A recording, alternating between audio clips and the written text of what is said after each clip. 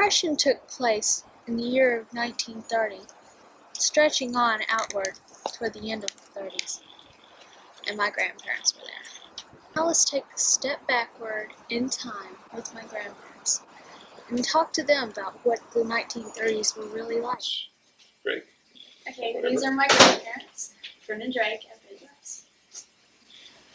Well, anyway, we'll start off with, when were you born? Well, since I was born first, I better give the answer first. I was born May 13, 1922. I was born in Billings, Montana. And I was born February the 23rd, 1923, in Hastings, Nebraska. Okay, how big was your family? I had quite a large family. There were 5 brothers, but also during those Depression years, there were 2 girls and another boy born that died as infants. And I had a brother and a sister, 2 parents. How old were you during the Depression? Well, the Depression started in really 1928, and so from the practical standpoint, it went from about 1928 to 1940. 1939 was pretty well out of depression. So we were high school age. Yeah, grade school and high school. Okay. How did the Depression affect the area you lived in? How did it affect what? The area you lived in. Okay. Well, in Montana, the Depression,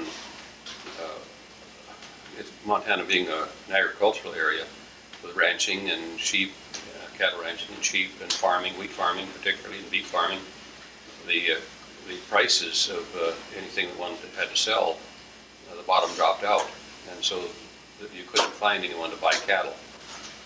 The price of wool went way down. There was very little market. The price of wheat went so down, less than the cost of produce it. So that's the way we were initially affected. We also had in Montana a dust bowl condition developed from a great drought that occurred at the same time. Yeah, Nebraska had real droughts too, and it was pretty much farming, and there were no jobs available. Lots of people work, and the government aided people, gave food, and that sort of thing. I used the word dust bowl, and many people wouldn't know what that means, but it means that the wind blew, and it was so dry that the dust went into the air until it looked like it was night, even in the middle of the day. The chickens sometimes didn't want to come out of the hen house. They thought it was so dark. You couldn't see the sun. The dust piled up along the roads and along the fences like drifted snow. It was like that in Nebraska too. When my grandmother she'd soak sheets and get them wet and then hang them at the screen porch to keep out the dust. The dust would come in under the windows and pile up. Red dirt from Kansas. During the Depression in my family, we couldn't sell cattle. When we had cattle, we had I've taken with my father a load of cattle to the packer, the slaughterhouse, and they wanted to buy them, but they wouldn't give us any money for them. They said they'd have to pay later, and so I didn't provide any money. It got so bad, so dry, that there was no feed for the cattle, so the cattle were so thin that they couldn't even be slaughtered. And under the Roosevelt administration, many cattle were, dairy cattle and range cattle were just killed and put in trenches, just thousands of them. Likewise with pigs, because there was no market for them. Even the people starving all over the country, there was no market. My father was a mason and a bricklayer. And because there was no building going on, he had no work. And he used to go out and walk the streets and try to find work, digging ditches, anything he could find to do. And my mother would take in laundries to do, and she'd clean for people. And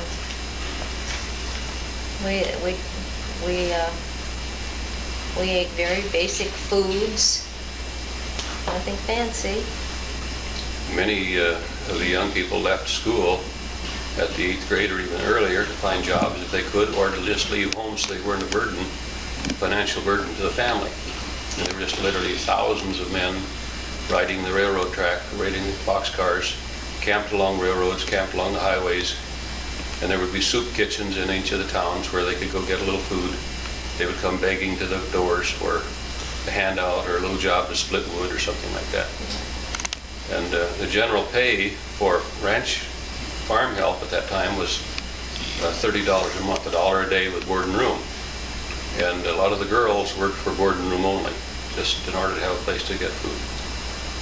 There were people who made lots of money during the Depression. Not all were poor. Some people, the people who had good jobs, could retain them, and they had money. They could make tremendous bargain buys on properties that people lost. Some banks went under, went financially under. Some got very wealthy.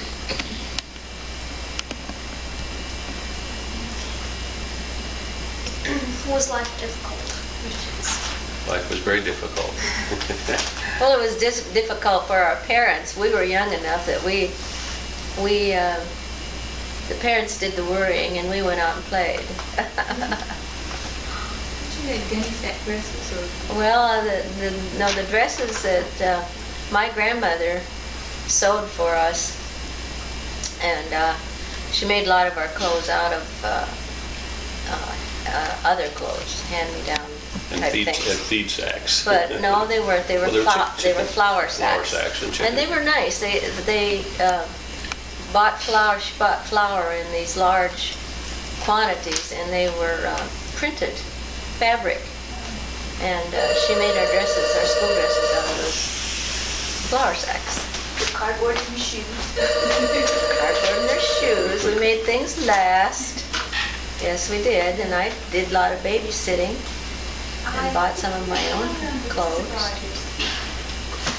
At our house each Saturday, we would sit at the table and sort grain at a time. The wheat, we raised wheat, and so we had a little coffee grinder. We'd make flour out of that, but we had to sort it and wash it. It had smut and weed seeds in it, and so we'd have to sort it all and then grind it and make flour out of that. And the bread, of course, was heavy. And many of the kids, though, who were on welfare, were able to come to school with sandwiches made out of bakery bread, and we always envied them. Yes. Grandma, you practically already answered this one, but what were your parents' occupation, if you didn't have one? That was yes, bricklayer and mason, and that was my father's occupation. So your mom just stayed home?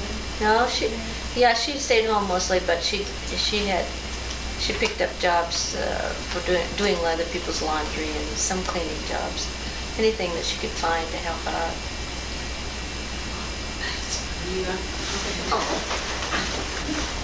Well, what was your parents' occupation?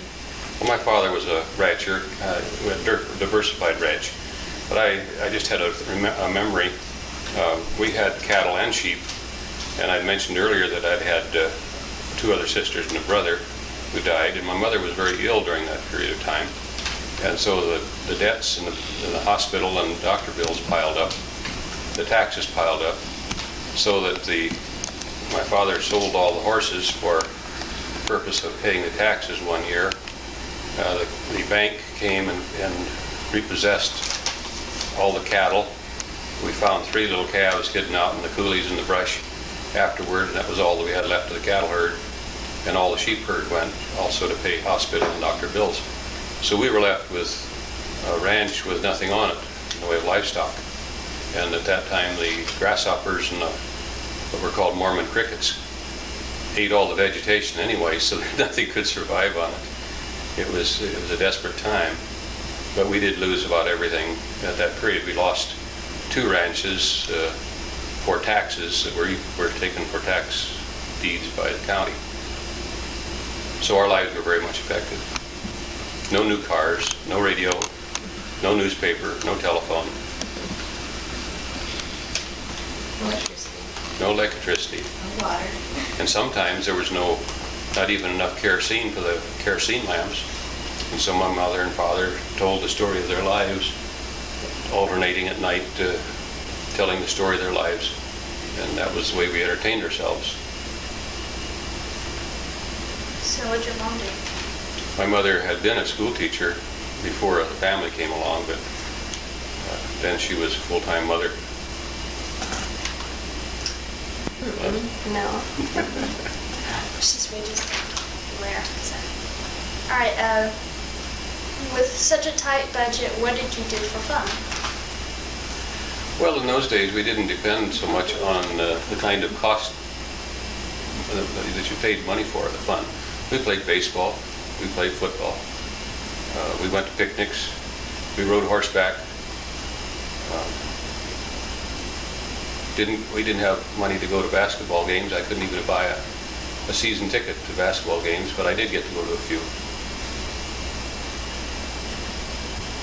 What about you? For fun. Oh my, what did I do for fun? You played jacks? Yes, I was still a kid. Oh yes, we played jacks, and we played outside a lot. I was telling you about these big truck tires that we roll up inside of those and roll each other down the hill, and truck tires and things like that. Ride bicycles. The neighbor kids and we would get together and play kick the can out in the street. We had fun. We didn't have TV, we just played. We both had old automobile running gear, just the wheels and the frame and the steering wheel, and we'd get on that, push them up the hills, and then ride down the hills. Made stilts, walked around on stilts. Yeah. Go swimming in the big ditch. Skinny dipping. I heard you hitched some lambs up to your wagon. And that was Well, I tried to train lambs to drive on my wagon. I wasn't very successful at that. But we did have to work a lot. When we had sheep, before they were taken away, we had to get up and herd the sheep before we went to school in the morning, and as soon as we got home from school, we had to herd them again. We had to keep the coyotes away from them, make sure that they got water, make sure they stayed within our pasture lands. But we had to herd them into the wheat fields and where they could get more forage than was available in the dry pasture lands. Did you help your family financially?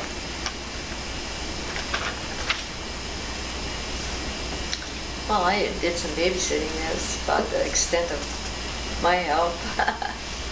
But what I earned for babysitting usually went for essentials. In my case, being on the ranch, where everybody worked to the benefit of the whole. Okay. And when did the conditions start to improve? I think probably about 1938 there was more employment. I know that my older brother got a job, a pretty good job in 1938. In 39, the country was beginning to gear up for the eventual war. There was war in Europe, and so our country manufacturers were making product that was shipped overseas, and so that stimulated the economy as a whole. Things improved for us when my father got work out in Wyoming, and he liked it so well out there. He came back and got his family and took us to Montana, and it was in Montana that your mother met your father. And it's so, Lyndsay, if it hadn't been for the Depression, you wouldn't be here. Aren't we all glad of that? Okay, do you remember any new discoveries or inventions during this period? Well, definitely there were some new discoveries and new inventions. The radio had been invented long before, and actually television had been invented before the Depression or during the Depression. But we didn't know of television until many years later. The changes in automobiles was tremendous during the Depression, and though not very many people could afford new automobiles, there was a great change at that time. And what do you think of? I think of refrigerators came into use during that period in the home. Before that time, people had ice boxes that could afford ice.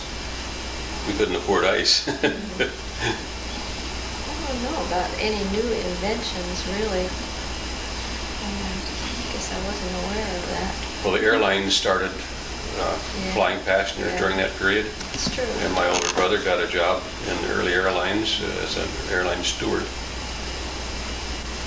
And that was his first good job out of high school. There were a lot of things started happening about the end of the Depression.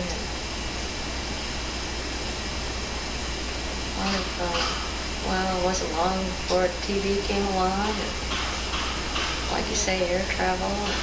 World War II came right after the Depression, and that changed things tremendously. So we went from a Depression situation to a war economy where there were jobs for everyone and pay was much higher. And we just couldn't believe how much money we were able to make in war industries. Well, you kind of almost answered this one too. Was there a big change after the Depression? Definitely a big change. Very big change. And I don't know how long the Depression might have continued had there not been a war. The war was the thing that really brought an end to the Depression, and that is an unfortunate way to end a Depression. Okay. But that meant that everything was better from there on. We got married and we thought it was great. Things were still pretty well depressed. Went to school and got into architecture, so it went.